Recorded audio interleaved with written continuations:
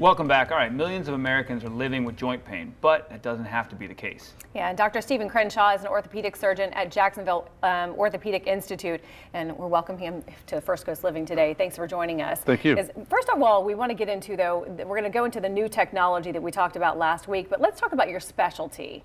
So I'm an orthopedic surgeon. My practice mainly focuses on joint replacement and sports medicine, so I kind of split 50-50 between the two. Okay. And today we're talking about the Mako hip and knee. Is it both hip and knee? Mako makes a product for it? Correct. So Mako is the brand name for the robotic tool that we've been using now at Baptist downtown for over 6 years. Started with the partial knee application, and then 3 years ago we switched over and started adding hip replacements, and in the future we'll be doing total knee replacements with it. With a robot? Yes. This is amazing. So you actually work the robot that's doing the technology? So the robot is actually a computer-driven integrated system that allows us to use technology to place these components, these partial and total knee replacements and hip replacements in the exact position. So it's a more precise placement application.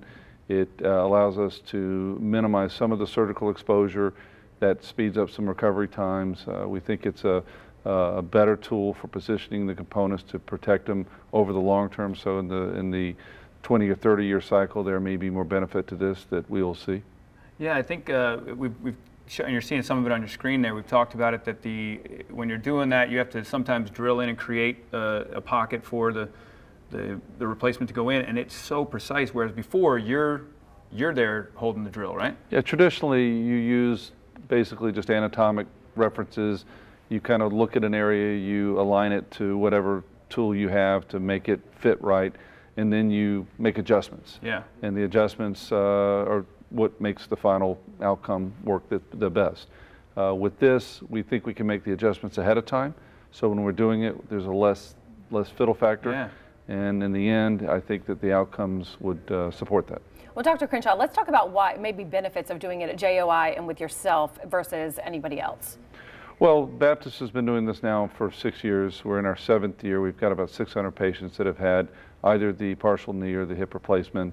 We've had essentially few, if any, real complications, and nothing that we feel is related to the robot itself.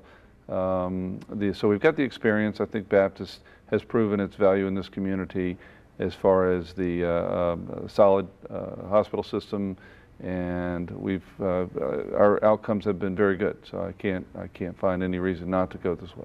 Yeah, I think talking to some people, you're saying that the recovery time, by being more precise and having the cuts and all the different things done to the millimeter, the recovery time for the patient is better?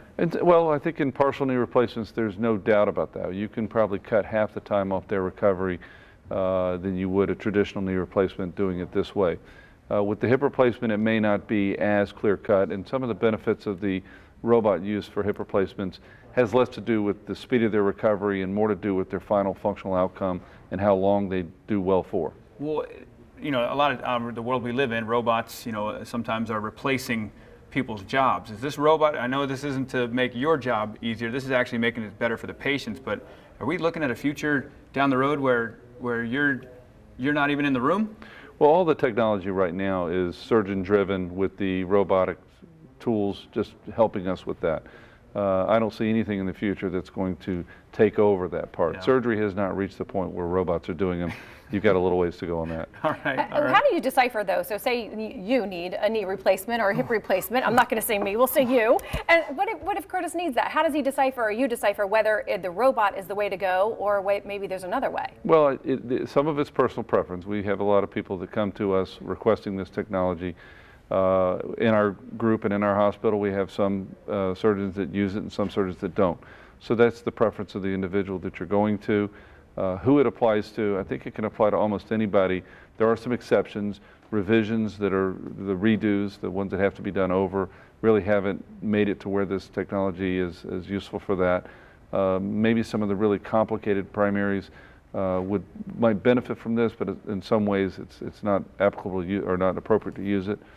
So I think at the end, it really comes down to who you're seeing and what your preferences are and how you got to that person. Very cool. Sounds good. Yep. Appreciate you being here. Not a problem. Thank you. Hopefully I don't have to come see you after you will. Sunday's mascot broomball game. Just a matter of time.